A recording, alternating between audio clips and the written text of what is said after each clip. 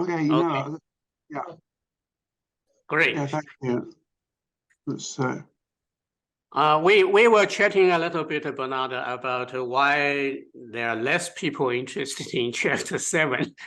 And Paul already said that the pure cybernetics is a dangerous concept. So let me fine. Yeah, because your chapter 7 title is defending pure cybernetics. Yes. Okay, let me make this little presentation, just 7 slides, and to step into the dangerous area. I think triggered by reading your chapter 7, I have been thinking it's high time that we purify pure cybernetics to clarify its position. I mean, not a position as a state, but a position in a university. Which building, which department? So, because on the one side, we are talking about developing a curriculum, edit our textbook, and offer it to undergraduate student, if not a high school student. But this leads to the question, and how our faculties, I mean, which building you can find a cybernetics faculty? And there are 4 possibilities. Number 1 is to reorganizing all departments according to Jason, did you say? According to our claim of we are a meta discipline that we cover almost. We spread our hands into almost every field. So that's one possibility, questionable. Second is to establish a department of cybernetics. Jason, excuse me. Are you using slides? You said you had some slides. I cannot see any slides. I didn't. Oh, nothing okay. shared. Sorry, I see it now. Yep. There we are. Yes, indeed. Okay. Sorry. Third possibility is to finding home in Department of Philosophy. Is that an interesting move that we would like to do? Yes, and the last one is finding home in Department of Mathematics, which I think has more possibility, and I will argue about why. So the first 2, I put a little crying face there. That's impossible, but that is why I think my reason of preferring number 4 choice is very early years inspired by George Collier. He used a very classic definition of what a system is. So he simply used a set equation. A system equals a set of elements and a set of relations. So from here, elements and relations pointing to actually 2 dimensions. I visited Wiener's office in MIT, and I noticed that his office belongs to the Department of Mathematics. And also on this poster on the door of his office, there is a cybernetics written here, and God and Golem Inc. here, his important books. And I am a mathematician written there. So that's a little bit of historic linkage with mathematics. But inspired by Clear's idea of this 2-dimension, I did this drawing in about 1993 or something. I was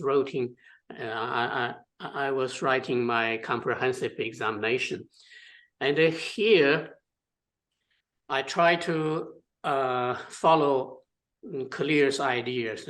You can do a classification on the element dimension about the stuff or the size of the object you study. So you have an atom here, molecule here, machine here, animal here, human mind here, organization here, society here, culture here. The more you go to the right, the larger the object or the more complex the object could be. And from going up this dimension, first, you do not have any logic of mathematics that I call it supernature. So at this level, it's just a simple superstitious belief. So supernatural is kind of a relationship that people buy in, right?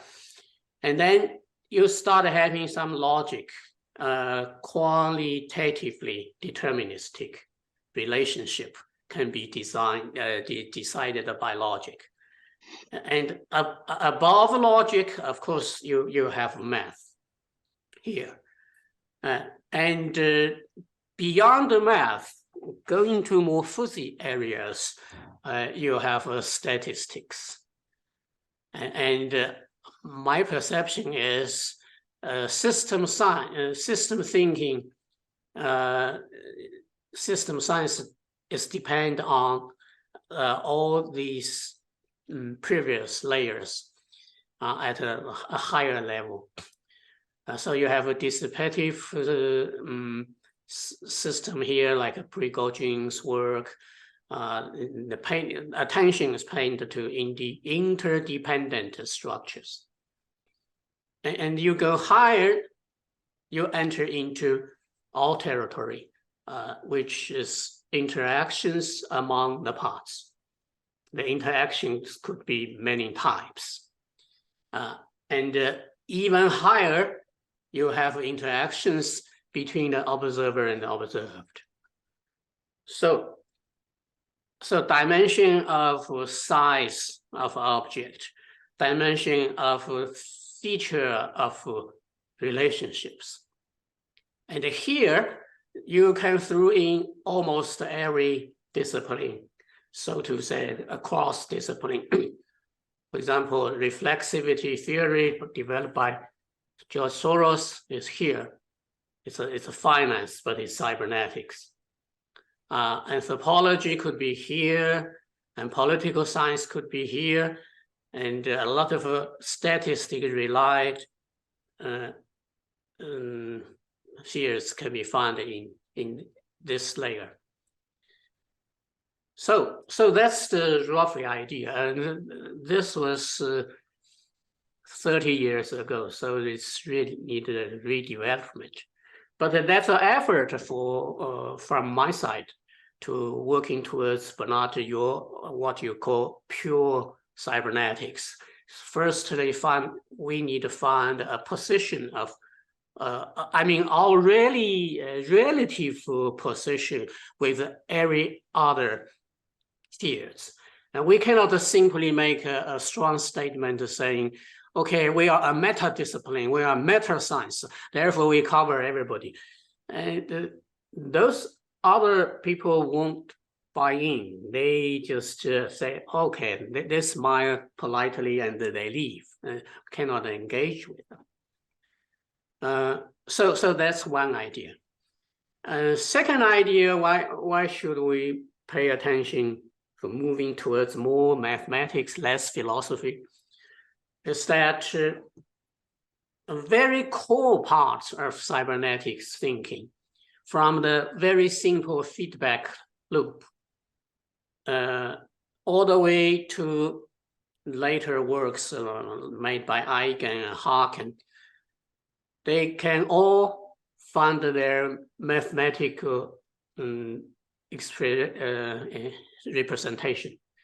Just a little bit clumsy, not very clean, not very neat, but still, for example, the exemplar of Raul Espejo's self-organization can be expressed as, well, organisms emerge when this process of the system state T being applied unchanging laws on our operator and become state T plus 1. And the final result will be you have a limit when the T goes to forever, and something emerged. We call it order or organism. Same with Hans von Forst's exemplar, and he used that little magnetic with a magnetic cubes in a box, and a shape, and you put into random energy, and then eventually you got some emerging pattern, you got some structure. It can also be expressed in mathematics equation format. And Prigogine directly used these equations to describe his dissipative structure.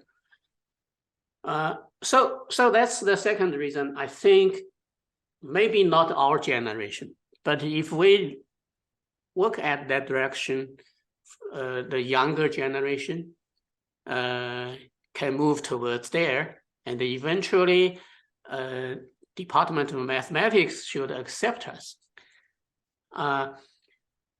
Third one is this very typical Hans von Forst model of the double closure.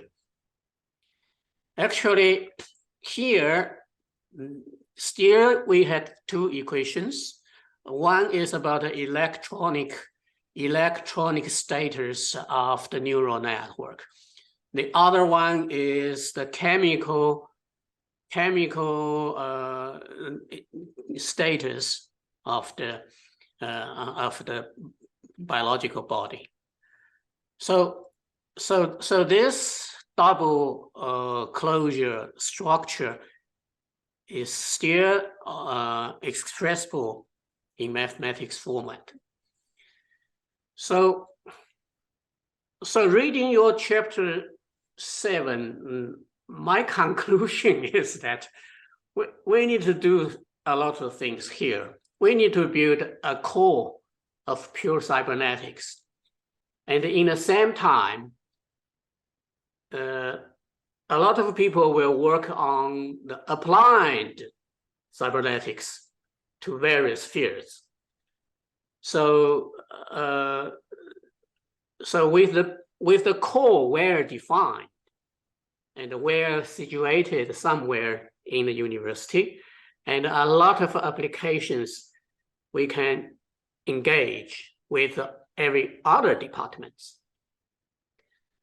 So the rough idea about what the core should be, I think this core might also be at a different level of complexity. The simplest and earliest one is certainly the feedback loops. But the feedback, we can have also the feed forward. And we have a positive loop, a negative loop, and later I expanded it to 12 possible types. Then when these loops linking together into networks, well, we have things like system dynamics modeling. And Peter Singe and Daniel Kim, they did a lot of work to summarize. They gave the group of system archetypes. Well, some of our colleagues criticize, says those archetypes are mechanistic. I would argue back, says, yes, they are mechanistic, but they are useful in many cases. And if you Google system archetypes, you got more than 10 million entry there. I put a system archetype examples there, and still I've got a 3 million. So you can try it yourself. And those are very helpful. I think those archetypes could be part of the core we talk about.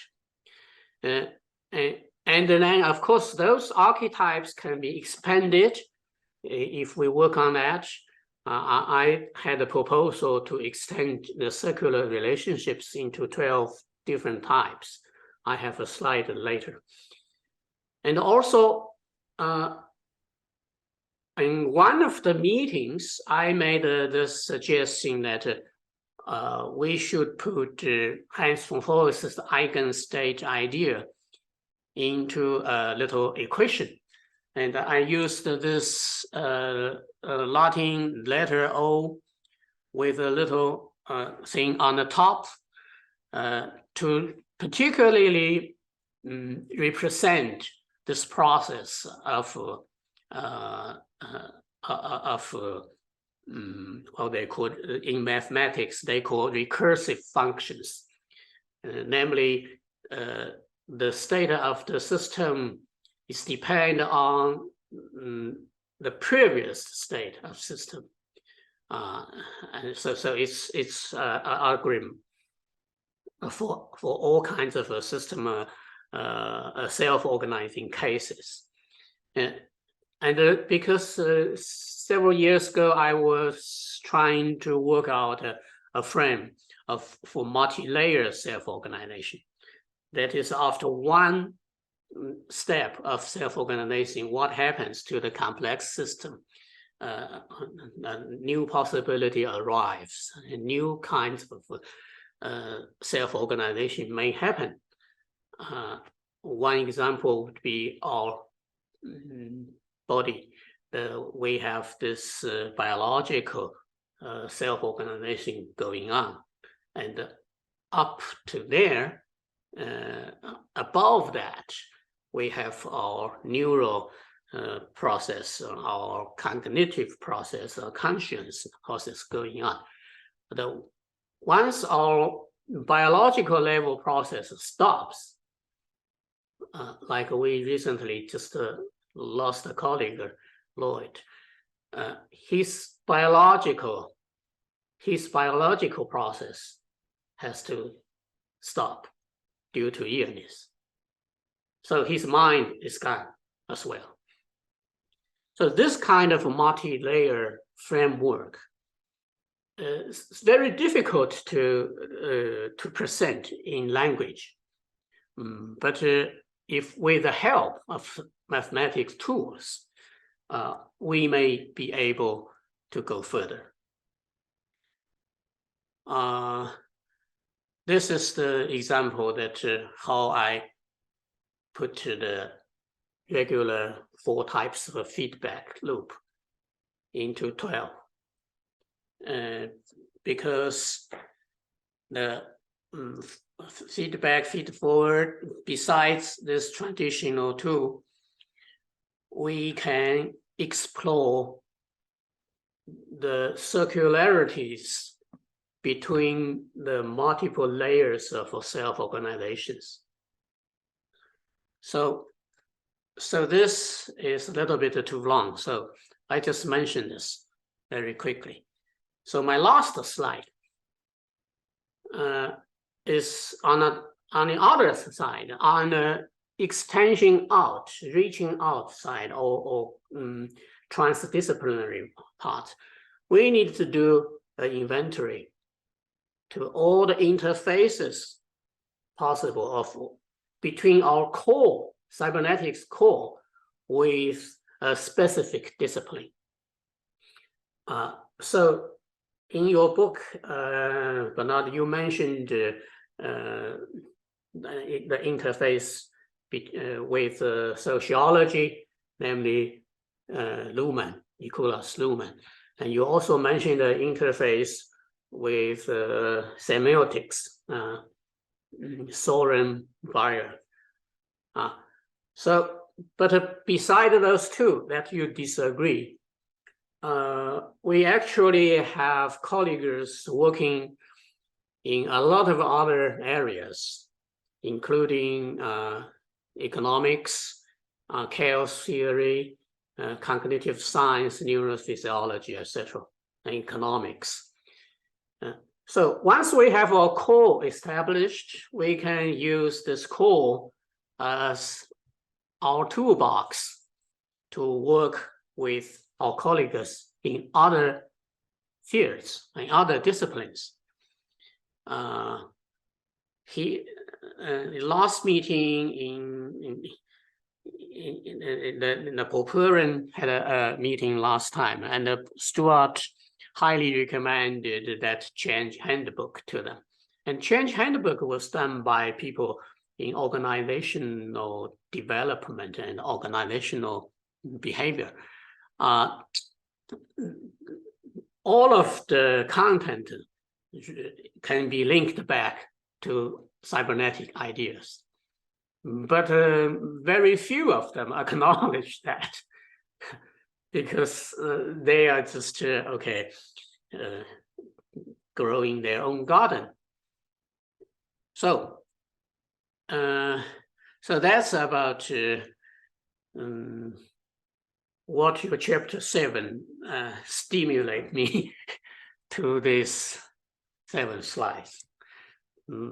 Now we want to listen to you. What do you think? Thank you very much. That's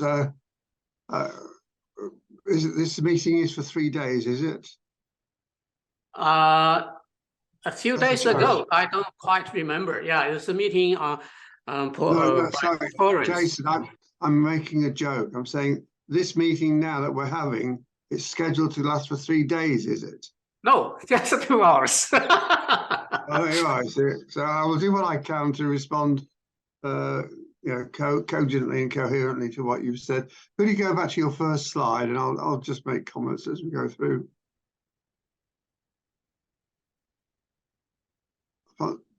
This one? That's the one you started with, isn't it? Yeah. I think, yeah, you decided that that's the first one, yeah. Okay. I have a number of points to make. I've made a couple of notes. I can remember what they are. Let me begin with comment that the cyberneticians have been talking about running courses on cybernetics and what cybernetics ever since its inception.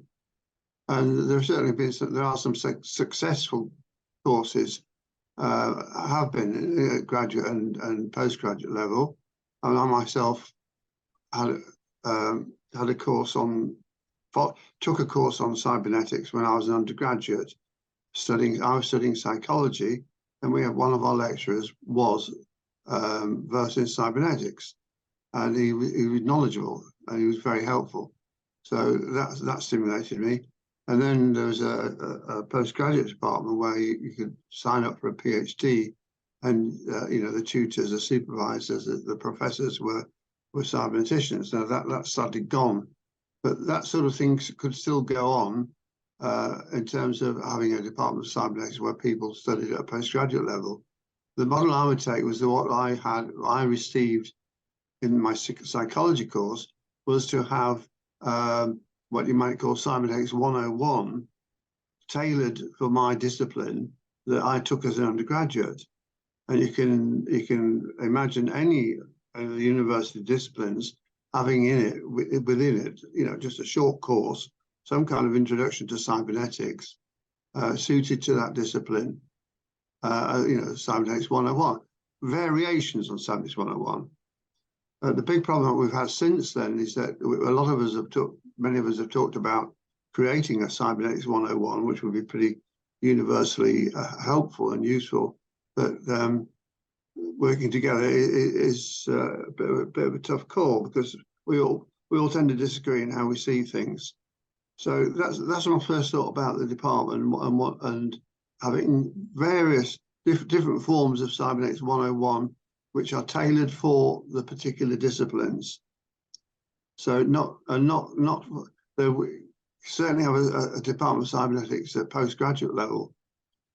So that's that.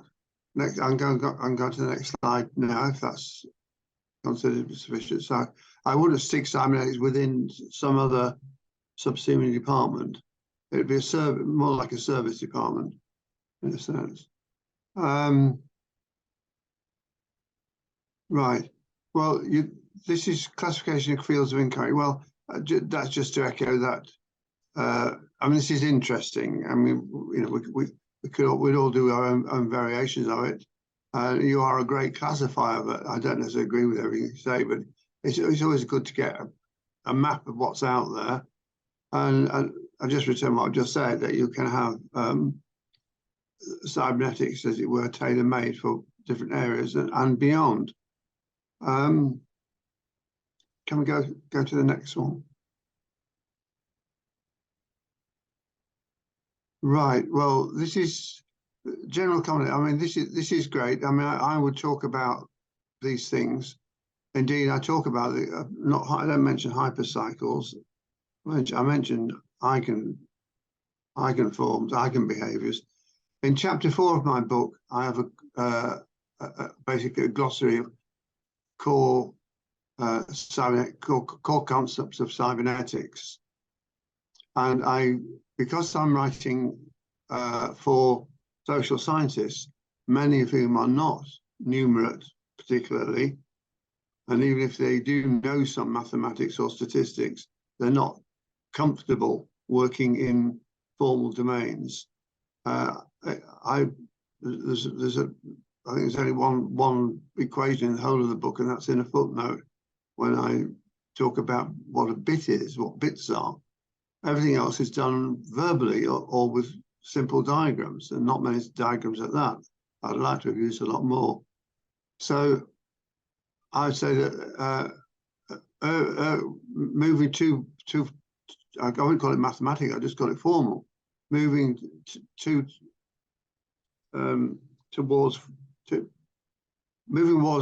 formalisms is not necessarily a good idea, or it wouldn't be a good idea for many students. Indeed, as you showed those diagrams and your equations and notations, I'm going, oh dear, I have to decipher this.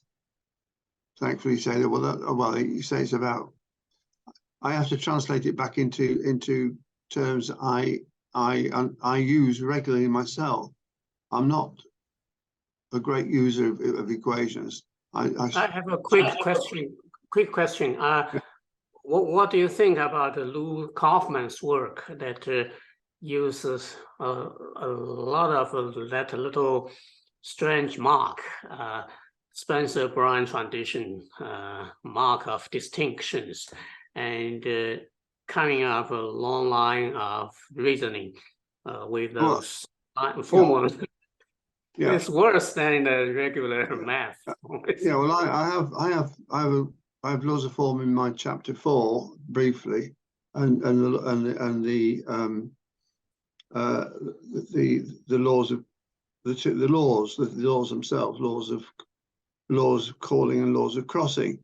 I didn't have space in my book to set out the notation, and I would like to have done with more commentary, because that is something I think laws of form and its notation and the simplicity and elegance of it, as the arithmetic and the algebra, is something that should be presented to students in all disciplines. They may make of it what they will, but it's so foundational in terms of understanding human thought and behavior that everyone should be familiar with it. It's the epistemology. It's the history of mathematics and logic. That's a touchstone, a beginning for all that. So that would be wonderful. I was going to say, are you? Do you? But would those Sorry, kind of notation kind of driving students away? No. It has to be No. presented in the right way. That's why I was just about to say, I mentioned my health problems. Over this last 2 weeks, I've had 12 TIAs. Do you know what TIAs are? Transient ischemic attacks, mini strokes. So my brain is a bit mangled. So please be patient with me while I try to express what I'm thinking. Whenever I recommend laws of form to people who are not mathematicians or formal scientists in that sense, I say make sure you read the introduction and the notes, but it sets the frame. It's the epistemology that they need to grasp in order to appreciate the significance of what's being presented in the formalisms. All I'm saying here is that I would, I've got equivalent of this in my notes, but I either express the concepts in words or words and diagrams. I myself like diagrams very, very much. The diagram at the top left-hand corner, that's very helpful. I like that. So, okay, just warning against wanting to do it. For many people who come into cybernetics, encounter cybernetics, want to know about cybernetics, even Ross Ashby's introduction to cybernetics is too challenging because it's formal. It's got symbolic stuff in it. It has to be, the ideas have to be presented in even simpler ways than Ross did. And Ross, I don't know if you remember the story that Ross says that Heinz wants, after Ross had been teaching his course for a while writing his book, Heinz said to him, well, one of the students or some of the students say what you're teaching them is obvious. And Ross says, excellent. I am now learning how to express these ideas clearly, because the ideas are obvious if they're expressed clearly. So we can do a lot without necessarily using too much notation. Obviously, it depends on the student. It depends on what they want to do and so on, what their backgrounds are. And in England, students at 16 choose between doing arts and humanities as we call advanced level subjects before university, or sciences. And you can mix them up, but very, very rarely, people doing like art, history, French, and whatever, Spanish, or they're doing biology, physics, and chemistry. So we've got a whole population in England, including people right at the top of government, who are non-numerate. They're not particularly mathematical, and they're not particularly scientifically literate. So there are big problems about the curriculum anyway, but cybernetics could play a super role. Next slide, please. Okay, so, so this is just making my point. There's two equations down below. I mean, I have to look at them, think about them, to what they're meaning. But when I see the diagrams and read the commentary that Heinz provides, I know exactly. I can see exactly what he's saying, and I'm very familiar with a torus and its topological properties. So okay, which is lovely. That's lovely. Next slide. Now we need to build a core of pure subscience. Fine. We all agree that that's where I put stuff in my chapter 4. But the thing I begin with the concept of system and observer. I jump right into the epistemology of second order cybernetics because I'm presenting cybernetics to social scientists, all of whom in social science have some familiarity with reflexivity. No, it's not cybernetics for chemists or something, you know, it could be. So my version would be slightly different. Just while I remember, my terminology is different from yours.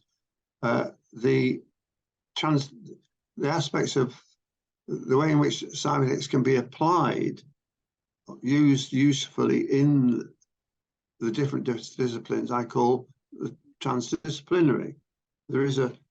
Cybernetics is a discipline that can be applied in many disciplines. It's transdisciplinary.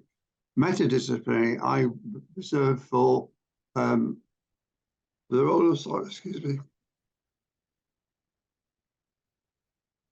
for the role of cybernetics as a higher level discipline that comments on, you know, the form of other disciplines. And I put it there because once you've got second order cybernetics in the picture, then cybernetics is epistemology, is philosophy of science. You know, it gives us the kernel of what these higher order disciplines about, and it allows us to talk in very sensible ways about how other disciplines work. And it allows you, I mean, I'm sure I can see it from your diagram where you gave the matrix of the, you know, the two-dimensional structure with all the different disciplines. You've been empowered by your study of cybernetics and systems thinking to be able to cast your mind across all the disciplines and think about them all in a big whole.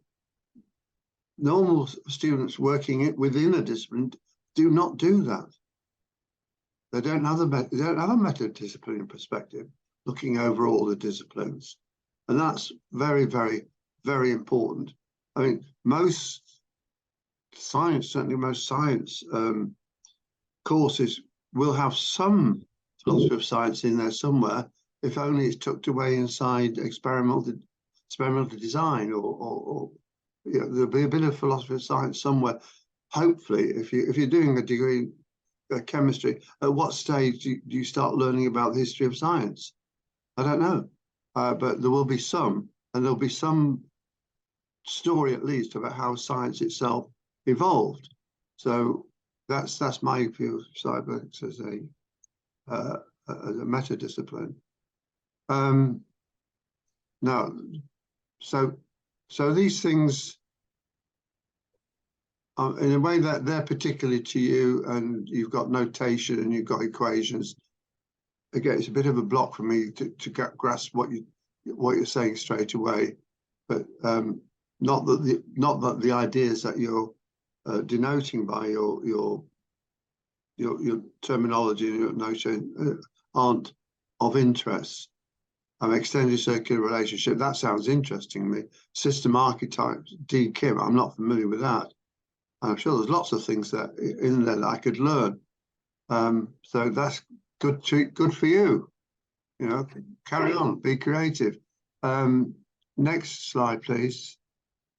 Are we finished? Yeah, so this is an example of your, yeah, these are 12 type.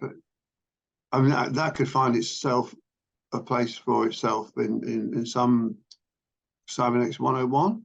I'm sure it could.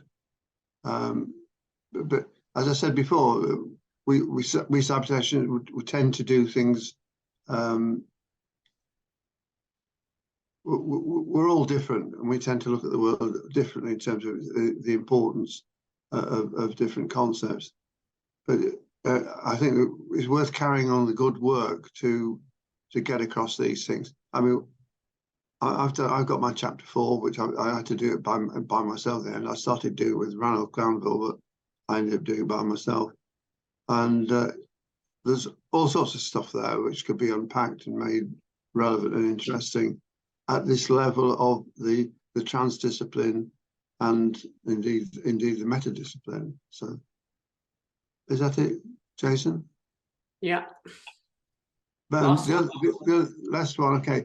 The chapter is about in defense of pure cybernetics. What I'm saying there is that there is there is a discipline called cybernetics, which is concerned with control and communication, and in its second order form, it's reflexive, and that's enough of a kind of conceptual structure for it to do its job as the science of control and communication. And so we don't need imported stuff that is alien in terms of its core paradigms. One of those is semiotics, not because it's necessarily alien, but because it's a very confused conception, a confused mess of a discipline. It's as bad as psychology as a whole, where you have a lot of competing ideas, and you don't have a core set of concepts. Some people draw on Peirce, not all, and those that do argue about how they should interpret it. Yeah, the simplest concept of a sign is not well defined, it's not well agreed. So, and insofar as semiotics could be defined as being about communication, then cybernetics is already about communication. By all means, steal some stuff from Peirce or other people if you think it's helpful, but keep it within the frame of cybernetics. Don't jump into something else. And with respect to Luhmann, I mean, Luhmann invents a whole kind of mongrel version of system.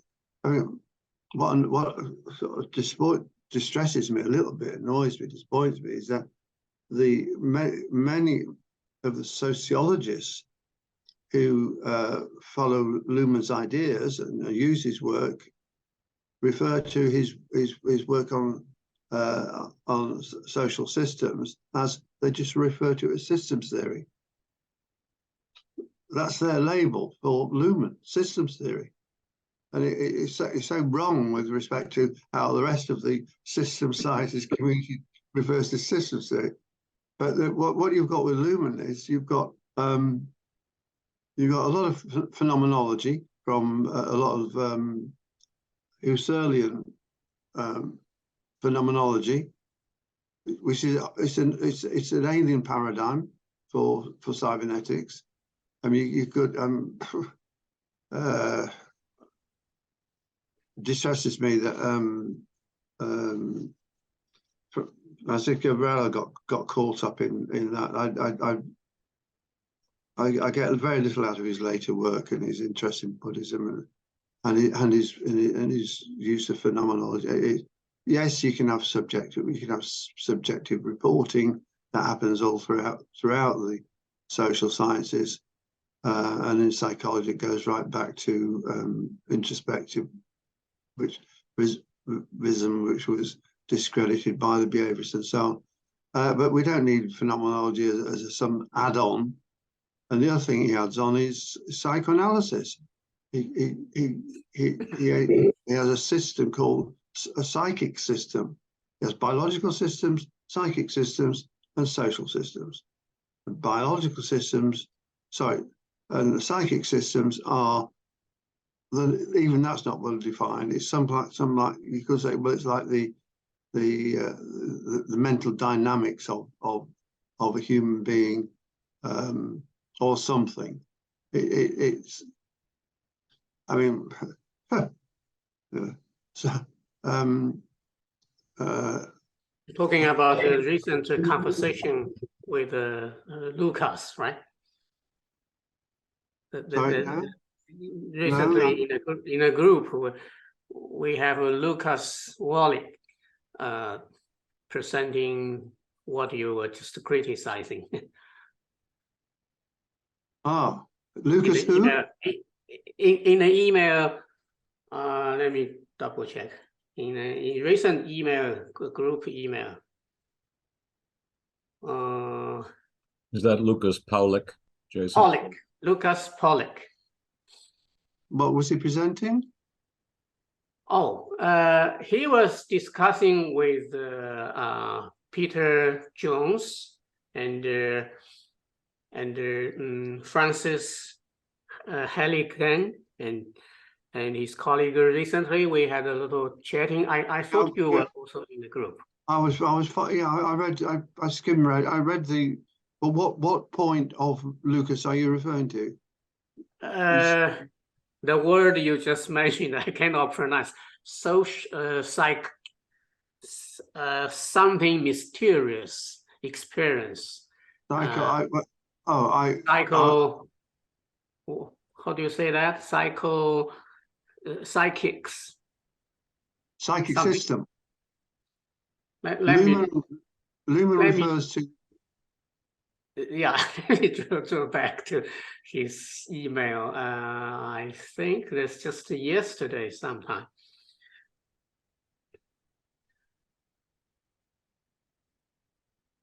Yeah, it's all about the subjective, mysterious feeling that is way out of a scientific inquiry, but they're sort of talking about the importance of that. Sorry, Jason, I didn't understand what you were saying there. Okay, forget about that. It's just too distracting. Lucas. Please go back to the track. Lucas was challenging any kind of simplistic. Yeah, I will forward that email to you later. No, I have it. I've read it. I will have read it. No, he was criticizing the tendency of not just Heiligen and Peter Cariani to some extent, but others in the world of neurology, neuroscience, what do you want to call it, who keep looking for some kind of reductionist explanation of something called consciousness. It's a conceptually messed area, and rather than contend between different approaches and models and dynamics and so on, Lucas and Louis Kaufman kindly reminded us that if we're talking about human beings and human mind and so on, we are in the world, and we are in a world that we do not understand. Everything is in principle beyond our understanding. We come across undecidable questions or unknowable concepts.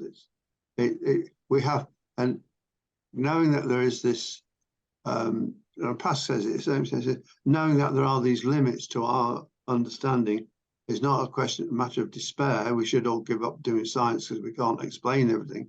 We should celebrate the open-endedness of our discipline, of our science, of our cybernetics, because we can continue to be creative in our thinking and in our behavior, in our doing and our exploring. We can continue to live joyously and creatively and so on. All these things are possible while maintaining, if you have this kind of core mystical sense, if you like. But what I was saying there was I was talking about particularly about psychoanalysis, which is well contested. Is there any science in it or not, and so on. And that is used by Loom is also used by Tolkien Parsons in their systems theoretic views of sociology. But we don't need those added on to cybernetics. So I always take cybernetics to be continuous with systems theory, systems cybernetics, and so it's organization behavior. Okay. Well, so she's like, I really wish that people would look to the what I call it. I call it now the kind of the Pasquian schema, which he calls them mechanical individuals. I call them biomechanical individuals, to emphasize there's always the biology there somewhere, and psychosocial individuals. He calls them individuals. But that kind of classification scheme is really helpful because it brings together the biology and the psychology and the and the sociology in one coherent framework, far better and more satisfactory than anything that Luhmann ever wrote. So that's like that. Political science, design of government. Well, you understand what is politics? But the great philosophers of politics, such as I've forgotten his name, one of the great English one, Michael Oakeshott, says politics is pre-human. Politics is when birds squabble over where they're going to put their nests. That's politics. Or squabble over the territory.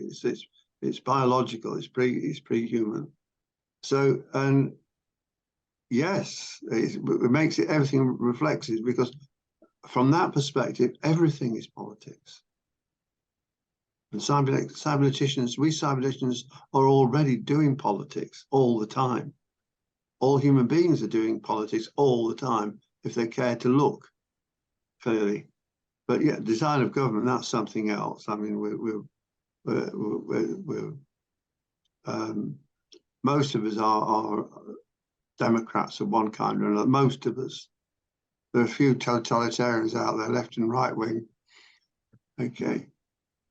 Okay. So, and what I also said, just to, having kicked out these alien disciplines that should not be polluting pure cybernetics, I said there's plenty of work, particularly in psychology that I'm familiar with and cultural anthropology, which is perfectly compatible with cybernetics, where the concepts are about control and communication, albeit often with different terminologies and different emphases to what some of the cybernetics are interested in. But we've got Gregory Bateson and Margaret Mead, but there are other anthropologists, that's cultural anthropologists out there, who are thoroughly cybernetic in their thinking, even if they don't acknowledge it themselves because they're not familiar with cybernetics as a discipline. So, and the same is true in psychology and education too. If we start going back to John Dewey, for example, thoroughly process-oriented feedback. He speaks cybernetics. He thinks cybernetically. He's great. Okay, that's it. Thank you. Let's hear from Paul, Lucille, Jerome. What do you think about this dangerous topic? Well, just quickly, I can't improve on Bernard's very gentlemanly and appropriate review. I would ask you the question, Jason, at a meta level, what is your goal? And let me qualify what I mean by that. If your goal is reach and influence, then I don't see a mathematical approach as helping. If your goal is to plant seeds of formalization and narrowing of all cybernetics and all of its richness and all of its applications to the mathematical piece, then you're declaring a worthwhile journey, which will have generations to take to have engagement in the way that I think you want. So I think it's a matter of you deciding what you're going for. And I don't quite know what that is. Again, I said earlier, my direction is described by your second choice. In other words, I would like we terminate our homeless status and get our home in a university established. Yes, and you're arguing for a mathematical home, and I don't get that. I don't know that helps other than for generations ahead. I think you're shoving it in a box. You might as well shove it in the box of robotics. It's equally isolating, in my opinion, and I don't know that it helps. Just my feeling. or maybe we have a different perception of mathematics. I view mathematics as a wide area, like an open field that a lot of people can establish a new territory. So you say a lot of people. What is the population of people who can take advantage of a discipline of mathematics versus the people who can take advantage of the meta discipline of cybernetics? I think this is infinitesimal compared to this. Just my opinion. Okay, Jerome? Thank you. Okay, I'll wait. I was just going to comment on. May I just comment on this mathematics Yeah, go bit? ahead. I think you see the I think it's I can't remember if it's Spencer Brown or Heinz who say apropos the laws of form, mathematics is a way of saying more and more using less and less. And one of the barriers for people is that the formalisms get in the way, because the formalisms are so abbreviated, they're so compressed. It can take. When I did study some graduate level, not graduate, undergraduate. I studied mathematics, a course on pure mathematics. I could spend a whole day trying to understand one page of symbolism. I'm the same now, and I pick up a textbook on category theory, something like that. It can take me hours to decipher what the person's trying to say. The other thing to remember about mathematics is that the name itself comes from the Greek mathemos, which means that which is to be taught.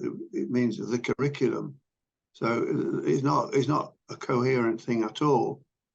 The only way you can get it coherent if you try using one of the meta-mathematical routes to capture all of mathematics in some frame, like set theory or category theory, or indeed beginning with the laws of form, which is has been attempted in various directions by Lou Kaufman. But it's a challenging way to work. I mean, there's a whole load of work done as well on that within that reasonably mathematically competent students. You get some who are I forget the terminology. This is research done by a Russian psychologist. You get those who think naturally in geometric terms, in terms of spaces and flows and so on, and others who take readily to notations, algebras, and there are some who are versatile who can do both very well. So it's just questioning what we mean by mathematics, but that's a bigger topic somewhere.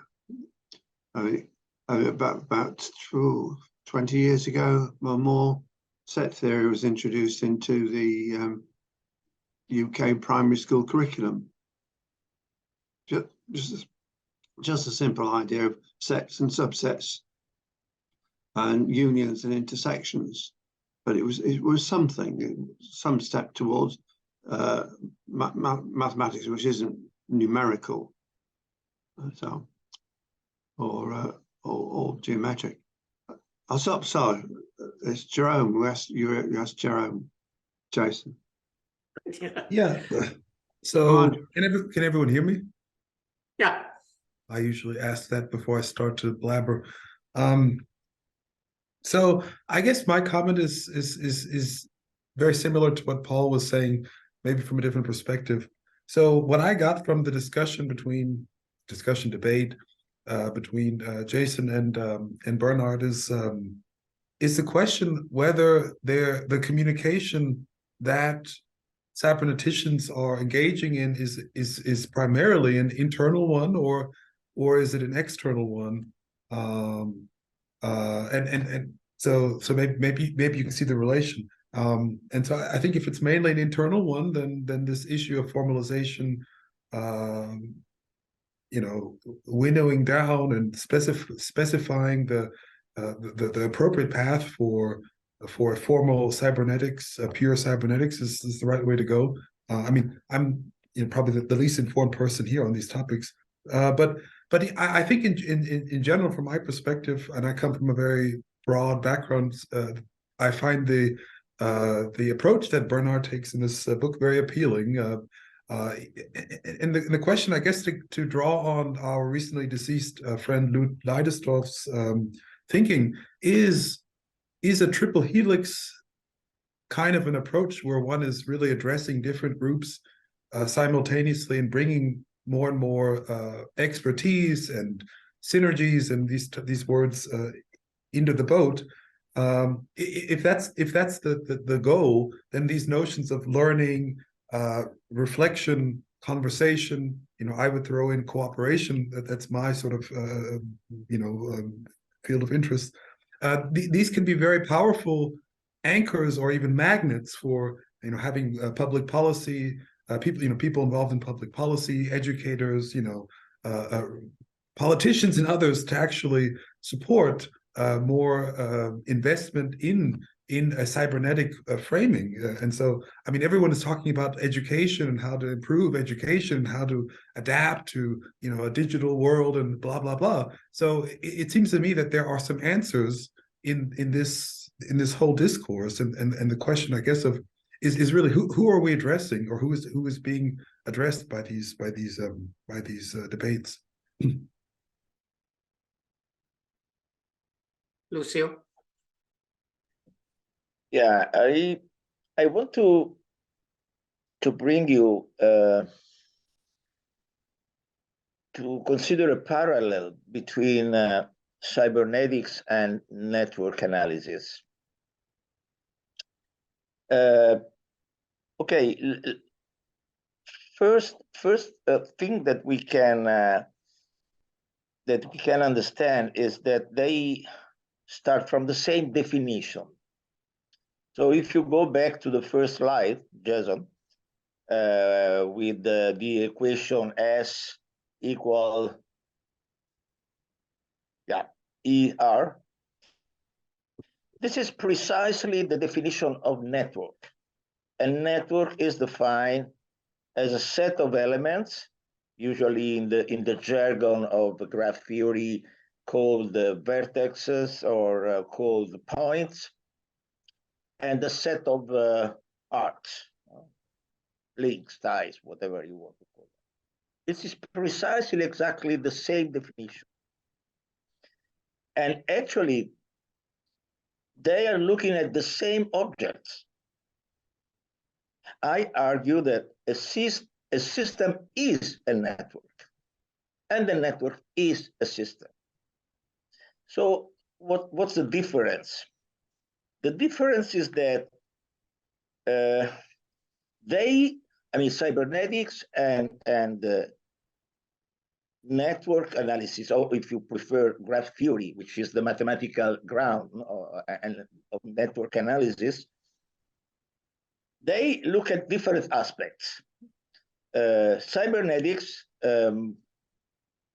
not precisely in the same way, but very, very similarly to systems science, is looking at the system as an aggregate.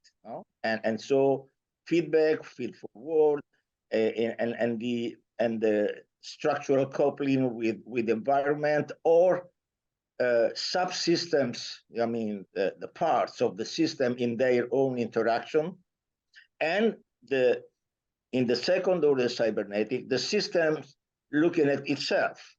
So self-reference in all its forms, self-observation, and everything that is starting with the prefix self. Network analysis is deepening on a different perspective. It's looking into the black box. The aim is just to open the black box and look inside. How the elements that E or in the equation, how those E are connected one another. So what's the topology connecting these elements? And so what can we say about what's happening inside the system? So they have so much in common. And basically, they start almost into the same time. That is in the 50s. I mean, from the mid 40s, then the strongest development during the 50s and the 60s. But what's different? Then just to come to the questions that you dealt with in this slide, Jason. What's happening? At least in the field that I know better, that is organization science. I mean, the social systems. If we apart, I mean, let's say, besides what happened in the 50s, but especially in the 60s, when management and organization theories were looking so much at system science and cybernetics, and they tried to get many concepts, many ideas from that field.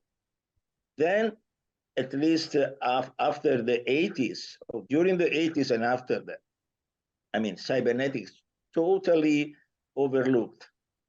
I mean, most people, I mean, it's if we go to the most important congress in European or American scientific associations in management science and organization science, cybernetics totally disappeared, and there is no any real field of study that people are trained. For instance, I mean, students are not trained in except few exceptions in which maybe there is some special situation for some scholar, very important in that university is bringing, but usually it's not in the curriculum, not at all. And what's the point? And this is something that I'm really interested to understand. What is your explanation for the different destiny of network analysis? On the contrary, I mean, unlikely cybernetics systems, network analysis is growing so fast, exponentially. Every year, there are more and more papers at least into the field of management and organization science, and latecomers also in economics, about applied network analysis. Social network analysis is one of the main drivers in the study of all these disciplines, at least these three that I know pretty good. So a totally different destiny respect to cybernetics. So I mean, it's something that I'd like to understand. What is your opinion? Why this different destiny for these two disciplines that share so much in common? Lucio, since we are discussing my book, I know we're discussing the particular chapter whatever it is, 7, is it? We're doing? Yeah, chapter 8 or chapter 9 in my book, part 9, is as the title, Reflections on the Socio-Cybernetics of Social Networks. So I am a social scientist. I learned about network analysis as an undergraduate when I was studying social psychology, and I went right back to Harry and whoever it was a sociologist and a mathematician, and they basically invented graph theory. And since then, it's grown and grown and grown. And you're right, there's a lot of networks out there. A lot of the network theory out there is it's not particularly social. So my chapter is trying to discuss what it would mean to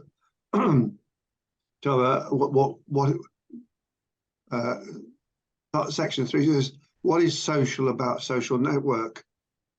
And the main point I make here is that if you define a social network in the sense it's about human beings, reflexive, observing human beings, not just nodes in some abstract space, is equivalent to a social system. It's just it's another way of representing a social system. So all I'm saying, I thoroughly agree with you. You've got all this other stuff out there which has developed independently, largely, of the cybernetics community, and but it's not. They're not incompatible. So I put this chapter in to show that. I mean, people get locked down in a special. There's another chap that I've looked at a lot of the social network work or the network work. There are also people who do social physics, and it some kind of mathematical statistical exercise job. But there's a lot of it out there. Same with people who do systems modeling of various kinds. They form a community to themselves, and they end up being a bigger community than the one which originally spawned them. So, but basically, it's a good point to raise, and that you as a sociologist and cybernetician are in a good place to redress the balance or reintroduce cybernetics into the science of social networks. Have you written a book about this yet?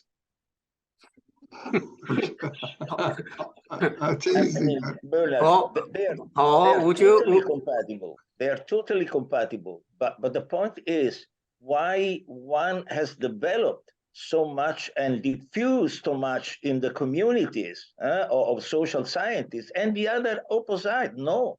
And as for the four options, alternatives, stylized by Jason, it was precisely the fourth option, because in fact almost everywhere there is a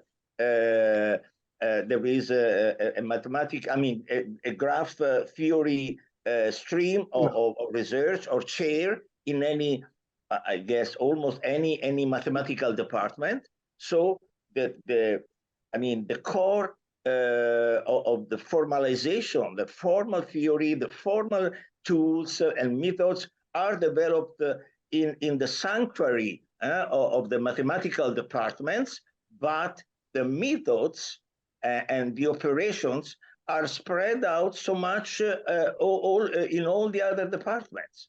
Well, that's very good. This has not happened, Bernard. The point is that this didn't happen for cybernetics, which is still exactly that's what I mean. Something very cryptic for almost all my colleagues. So if I speak of cybernetics, they say, "Oh, this cybernetics." Well, if I speak about network analysis, they follow.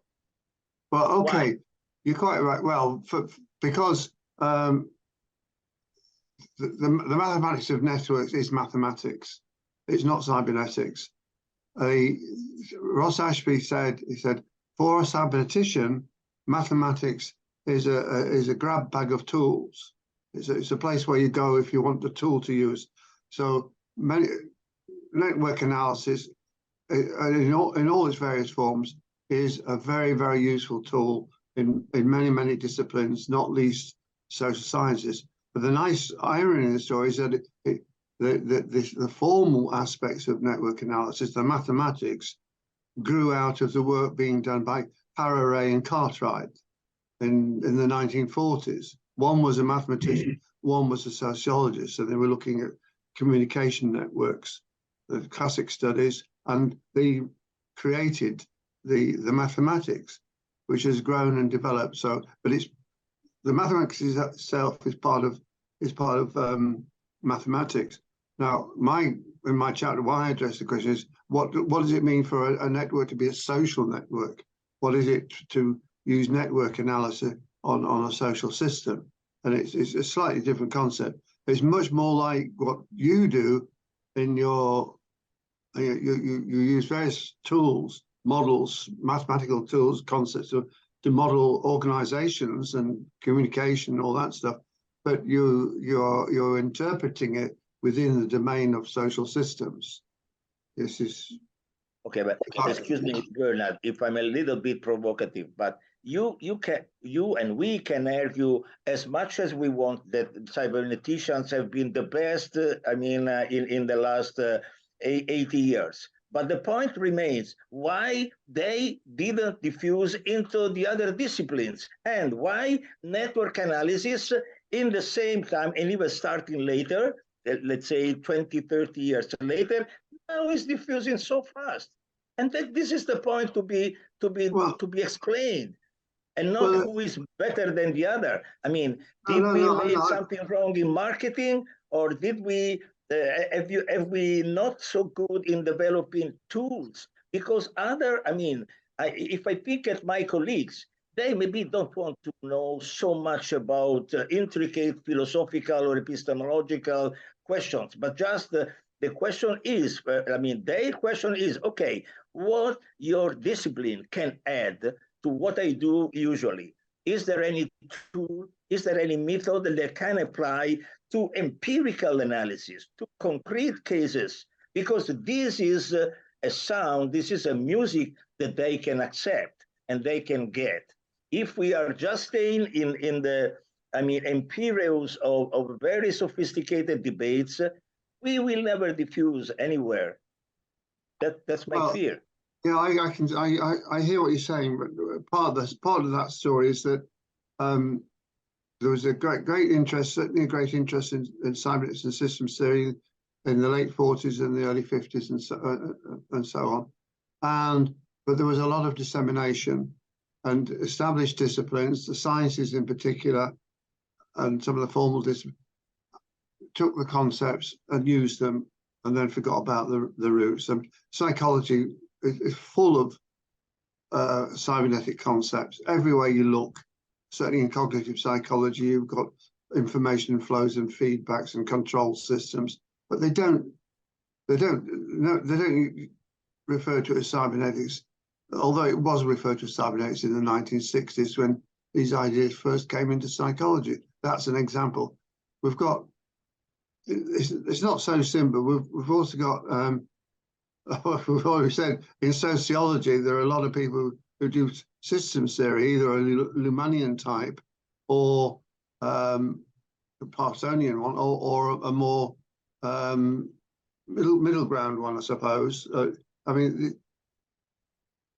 There's a lot of system thinking in the language of systems and cybernetics and so on, of feedbacks has been absorbed into sociology, but not necessarily alongside a particularly deep understanding of what cybernetics is about. Which is another reason why I wrote the book, because there are some leading sociologists here in the UK. Margaret Archer's one. I've forgotten the other one I came across, who use idea. One of them, Margaret Archer, refers to cybernetics, but there's a brief mention of Ashby and a brief mention of not Maturana, Mamaram or someone, and she gets it all wrong. It's all wrong. And the other one whose name I can't remember.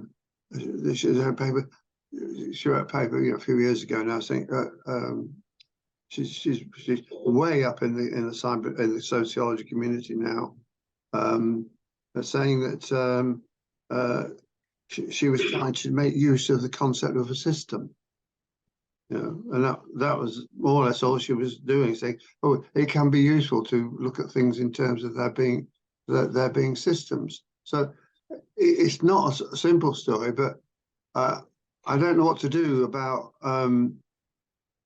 apart from, I wrote my book because I want cybernetics to be accessible to, in particular, to social scientists. My problem is how do I make those social sciences aware that my book exists? It's that's the real challenge. I'm thinking of going on television. Joe. You just mentioned that network analysis, mathematics is the tools. Do you perceive cybernetics as not tools? something else? No, it's look, Jason. There's a tool is a word. Don't ask the word what the word means. Look how you're using it. You can, if you wish, refer to concepts, models, and ideas in cybernetics as tools, if you wish. Just as Ross Ashby chooses to refer to mathematics as a bag of tools. I mean, these are just ways of looking at things. So yes, I mean, the tools everywhere. So cybernetics is also tools. I mean, Yes, can be used as tools. I mean, this is from the perspective of new students and people working on other disciplines. If you say, hey, here's our cybernetics toolbox, maybe you can have something useful there, and they will be interested in looking at. There's a kind of, it depends. I suppose it depends what our personal roots are in terms of how we've encountered cybernetics. Some of us are fortunate we're fortunate or not, but some of us came into cybernetics through being taught by leading cyber sessions of the day. Other people came into it by their own reading, second-hand reading, and also explored other ideas and concepts which were related, like systems thinking and so on.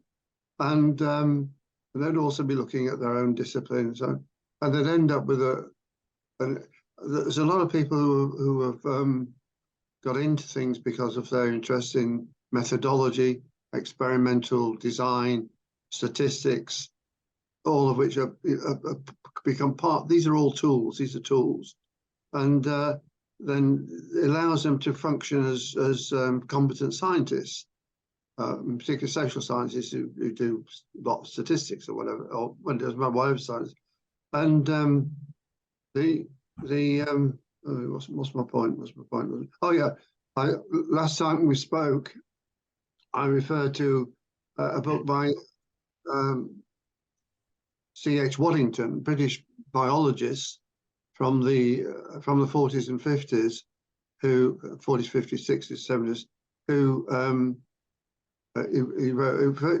became famous by writing a book called Strategy of the Genes, which is essentially applying cybernetic concepts of control and communication and feedback stuff to the behavior of genes. And it went on to write a lot about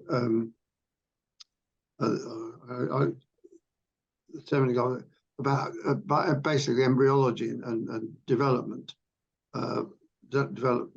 biological. And towards the end of his life, he wrote a little book called Tools for Thought. There you are, Tools for Thought, and it's a little book. I've got it on my shelf somewhere. It's a little book containing summaries of various concepts and the formal models that go with them. It's a handbook of cybernetics and systems thinking. Basically, that's what it is. It's a lovely little book. If you can ever it's worth getting hold of if you can. Tools for Thought. So it's a very general. Yeah, I mean, some people say language is a tool for thought. The word is, depends on the context and how you're using it. But in terms of what we may use in our work, then we can find the tools all over the place.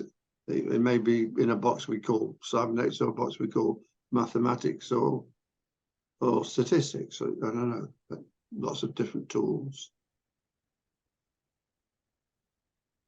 Okay, but has anybody written it down? C.H. Waddington. Waddington. Yes. I'm just going to have a look at the chat. And this one I mentioned before. This is also called system. Yeah. I don't know why my camera refused to. No, it's not easy. Can you type in the chat, maybe? Yeah, I'll type in the chat. It's because you have a filter, and so your background, it's conflicting with the background. Exactly. Oh, okay. And Jason, if you can write also where you develop the 12 meaning, let's say, views of circular causality, I would like to read it. Definitely. I will send you the previous that there is a session conducted in, let's see, this time it's work. System thinking tools, a user's reference guide. I see. Oh, I see. Okay. Daniel Kim. Yeah. He worked with Peter Singh. What's his name, Jason? Daniel Kim. Sorry, Okay, but it's type in blurred. the chat, please, anyway, so it's easier to. I'll put it in the chat. Yes, please. Okay, put it in the chat. I will send you a whole the slides. I will send you slides. And Did you write any paper about that? Actually, I'm interested in what you just said, because I did something compare not with the network analysis, but with the two fields of cousin fields. One is organizational development, organizational behavior, and organizational development. Their conferences are huge. Each time there are at least 2,000 people. And sessions, a lot of parallel sessions going on because people use them in their consulting work and they get paid. Now, it's very hard to ask cyberneticians, how are we going, how will we get paid as cybernetician? Very small number of people of us are getting paid by doing cybernetics. We were paid by doing something else. So that is the whole incentive when Bernard wrote defending pure cybernetics. I thought it was high time that we really need to build the core and reach out to the application partners. Maybe, Lucia, maybe you can give us a session about a detailed introduction about the network analysis. Maybe you can do that? Sure. Because immediately my curiosity is, do they, using the graphic or group theory or graphic topology thing, do they distinguish things like positive versus negative feedback? Sure. They do. And how did they achieve that? And also, how do they address the issue of emergence? Like an algorithm going on through in this loop, on and on and on, and something else pops up, jump out. How do they do that? Actually, that is the least developed part in network analysis, and it's exactly the point. I mean, in which cybernetics can give a great help, a great support. I mean, because the question is that recursivity is also, of course, in networks, in network analysis, and basically they are called cycles. I mean, when we are distinguishing a cyclic graphs from graphs with cycles, we are just distinguishing the two categories of, I mean, in the language of cybernetics, systems without recursivity, so without internal feedback, and feedback only with the external environment or with the observer, if you prefer, and systems with this type of property, no? That is self, without self and with self. I mean, just what is different is the language and is the approach.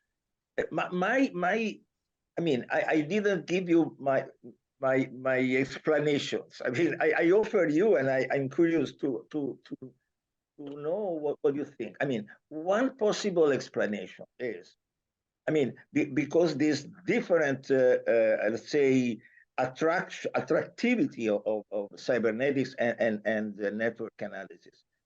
I'm wondering, is it, for instance, dealing with the question of the type of mathematics?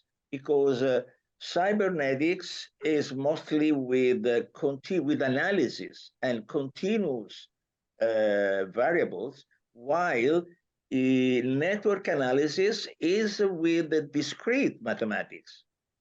I mean, it's a totally different field and a different type of views. You are not using functions, even if it's possible to make a sort of formalization that is closer to the analysis, but it's basically it's discrete because you have points and you are counting links and you are numbering, counting, and making this type of operations, which is different from the typical analysis, tools in derivatives, integrals, blah, blah, blah. No, I mean, the typical equipment, I mean, and this is one possible explanation. The other, I mean, at least I don't know what you think, what is your opinion about this?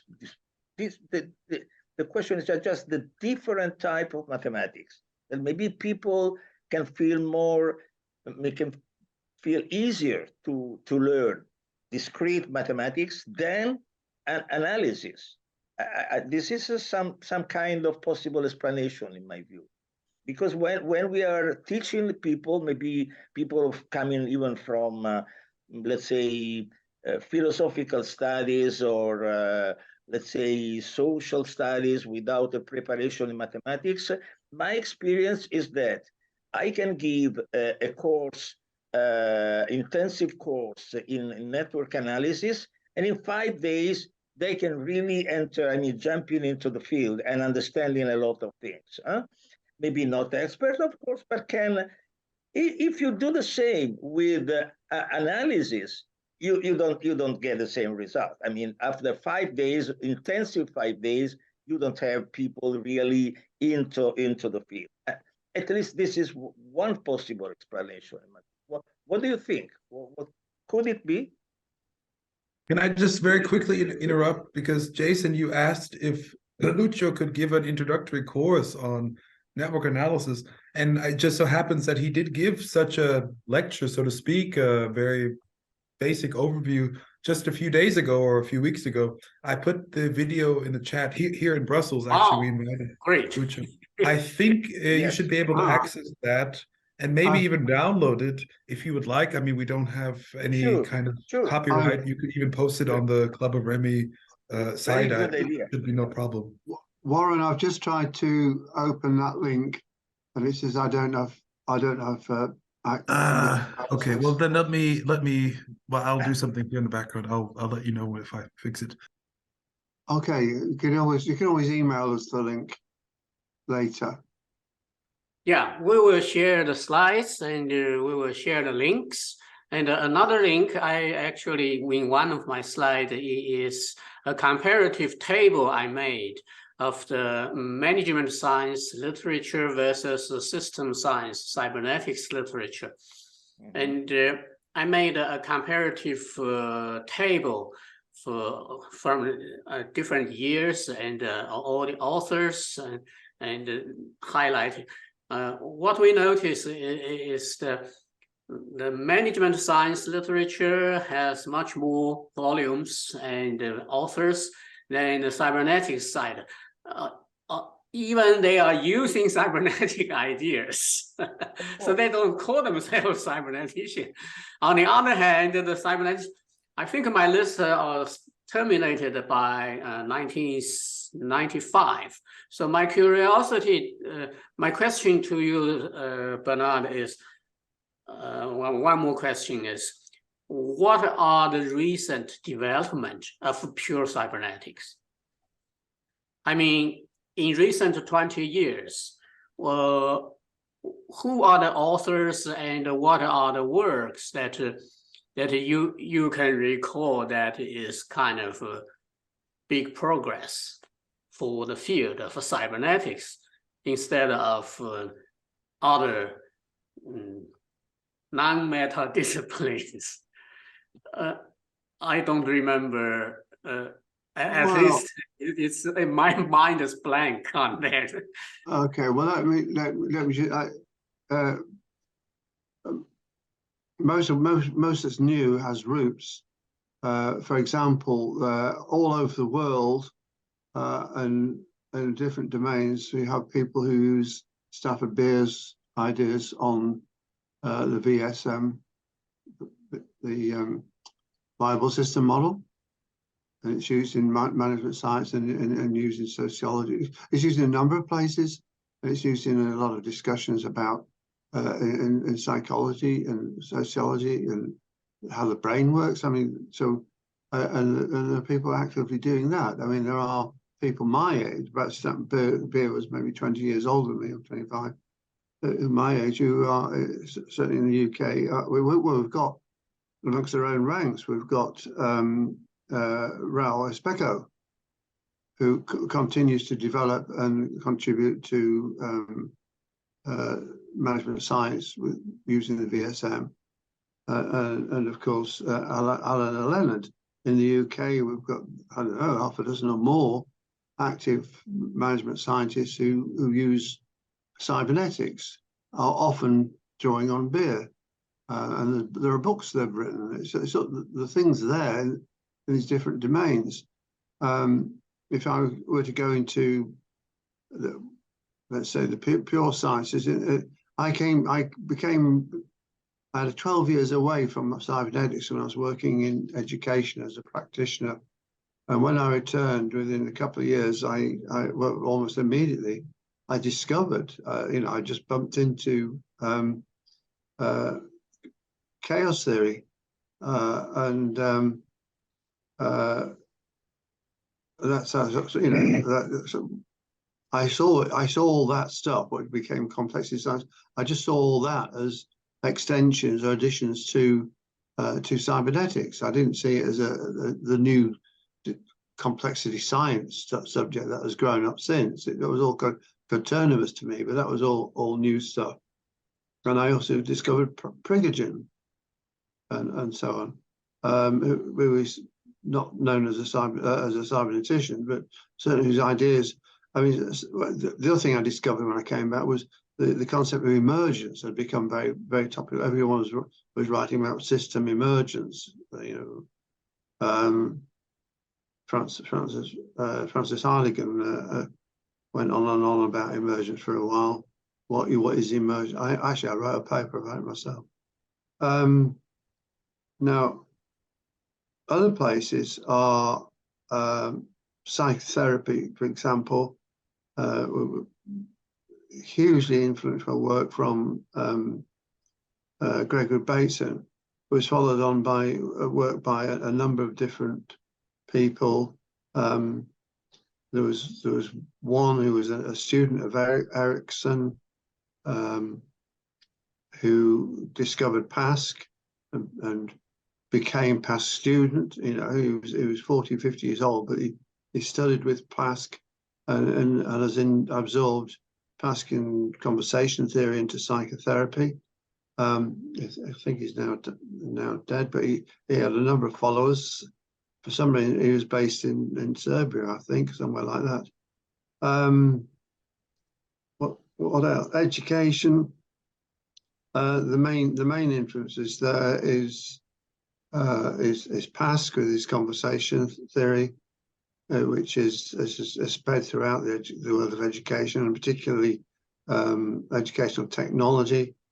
Probably more strongly in the UK, but his work is now known more than it ever was, and it does influence cybernetic theory. And you've got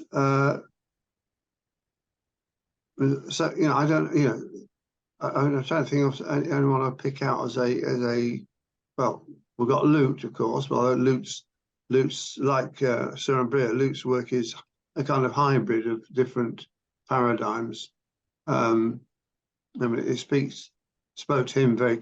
He knew what he wanted to say, and he used the tools he could find to say what he wanted to say. But it's not pure cybernetics as I define it. but he was certainly a cybernetician. And you can say the same for Soren Brier on his basically his work on metaphysics, which is has cybernetics in it as a major part. Ranulph Glanville almost single-handedly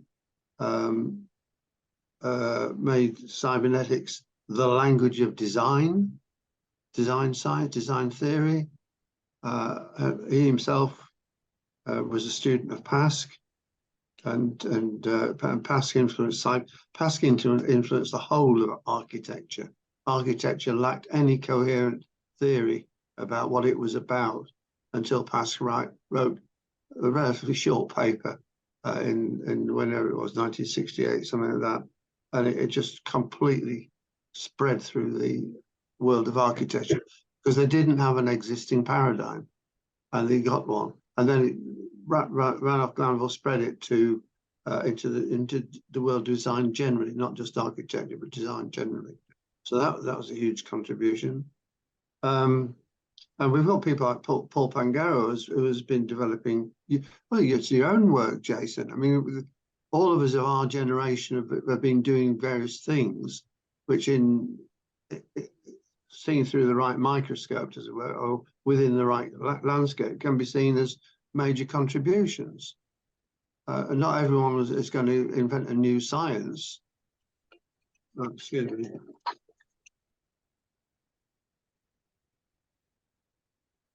Okay. But That's good enough. that's it. I'm going to have to. Is that enough? I mean, I could sit. I mean, we should be proud of the people that we've got who are prominent in their fields, who are cyberneticians. I mean, we've got Lucia with us, which is wonderful, great. Just to say, in this building, actually, there's a room dedicated to Ilya Prigogine. So he was a member of the Belgian Academy of Sciences, and I actually gave my second talk here in the Salle Prigogine. So I actually spoke on Prigogine a little bit so just to mention it. And also the second link I think I posted here should work now. This is Lucio's talk on network analysis. I even logged out and tried to click it and it should work for you as well. Yeah, it works now. Yes, It works. Thank you. Great.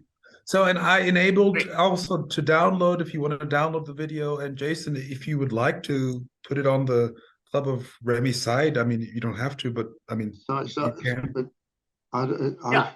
We'll try to do that because Lucia is our member anyway. We can do that. And also with respect to that question about this contributions to cybernetics and contemporary ones, I've certainly for the last 20-25 years, I've been a member of the UK Cybernetics Society, the American Society for Cybernetics, and RC51 on social cybernetics of the International Sociological Association.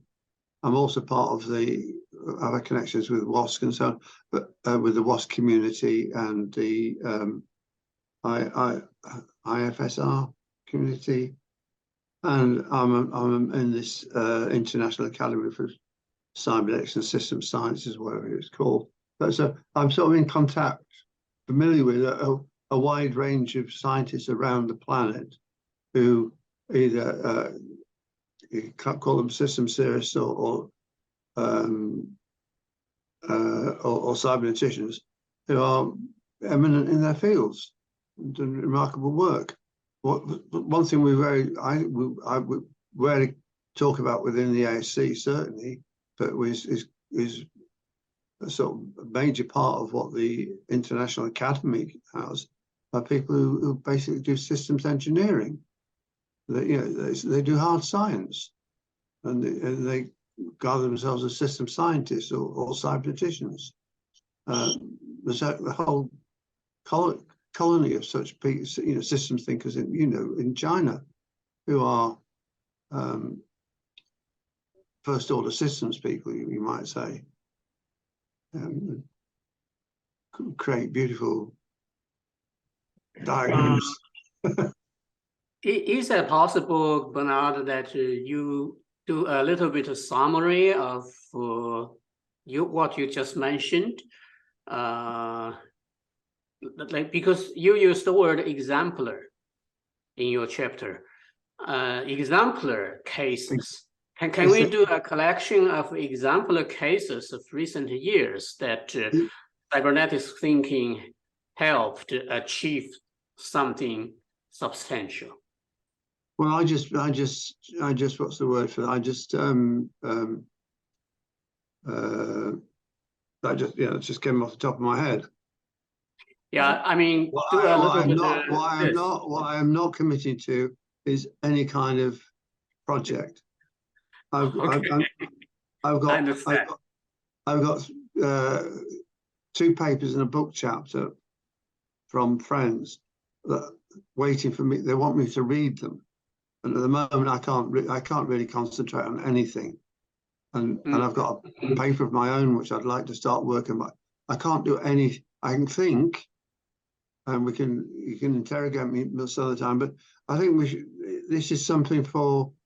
It could be more of a survey certainly amongst the ASE members of could they come up with some exemplars of important contributions to cybernetics in recent years, in the last 20-30 years, perhaps. That would be interesting. So I say things depending on the context. I mean, in my book, because it was so short and I was trying to cover so much ground, I think there's barely a paragraph about the VSM. There's not even space to show a diagram of it. And the Stafford's work is just one piece of work in management cybernetics, or the study of social institutions. But then you have to ask ahead, well, if you did that, what would you do with the data? Well, a collection of exemplar cases could be a very good part for a future textbook. Yes, it would be useful in the future or in some context. I was just thinking. Okay, I will ask Paul to do a survey on ASC if he could. Paul is always very, very busy. He really needs to be looking after his health a lot more, because we need a young man to do that. Maybe Jerome, maybe you can do that. Oh yes, it's the danger. Well, anyway, I have to go now. I'm tired out, and B, I have to return a phone call. Time is up anyway. Thank you so much, guys. And in German we speak of, in touch through email. In German we speak of wissenschaftlicher Nachwuchs, the next generation of scientists. Okay. Okay. Okay. Bye. Bye. Bye. Bye, everybody. Bye. Bye. Bye.